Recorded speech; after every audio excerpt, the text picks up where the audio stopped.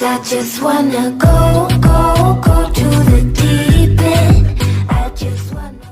हे guys, कैसे हैं आप सब। इस वीडियो में फ्रेंड्स हमारे पास है Vivo Y3s। अगर आप इस फोन में अपनी नोटिफिकेशन को बंद करना चाहते हैं तो मैं आपको बताने वाला हूं कैसे आप इस फोन में अपनी नोटिफिकेशन को बंद कर सकते हैं। मतलब किसी एप्लीकेशन की आपकी नोटिफिकेशन बहुत ज़्यादा आती है इस फोन में, तो आप उनको कैसे बंद कर सकते हैं मैं आपको बताने वाला हूँ। सबसे पहले फोन की सेटिंग ओपन कीजिए। इसके बाद आपको देखने को मिलेगा ऐप एंड नोटिफिकेशन, सिंपल आपको यहाँ क्लिक करना है। इसके बाद फ्रेंड्स आपको देखने को मिलेगा सी ऑल 57 एप्स। अगर आपका 57 नहीं आ रहा है तो कोई दिक्कत नहीं है, आप यहाँ क्लिक कर लीजिए।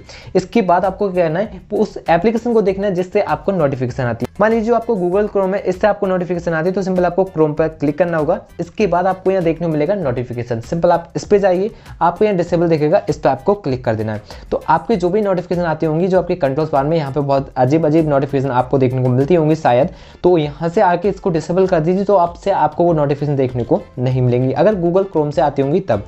इसके बाद आपको और भी बहुत सारे यहाँ पे ऐप्स देखने को मिल जाते हैं जिससे नोटिफिकेशन आपको देखने को मिलती है। जैसे कि जो आपका डेली हंड एप्लीकेशन है, इससे भी नोटिफिकेशन आती है, तो इसकी नोटिफिकेशन सिंपल यहाँ क्लिक करके आप इसको भी बंद करा सकते हैं।